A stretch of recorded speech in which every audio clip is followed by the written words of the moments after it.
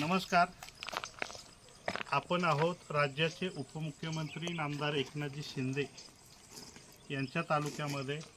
गावाचं नाव आहे कळमगाव मुरा आणि खऱ्या अर्थानं देशाला स्वातंत्र्य मिळालं. माणसाच्या गरजा ह्या अनंत आहेत.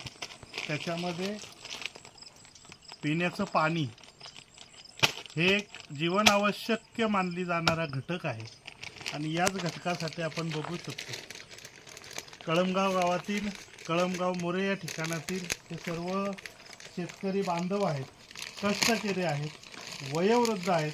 आज मात्र प्रशासनाकडून किंवा कोणत्याही लोकप्रतिनिधींकडून कामाची दखल होत नसल्यामुळं मागील 15 वर्ष पिण्याच्या पाण्यासाठी अतिशय तळमळ करावी लागते.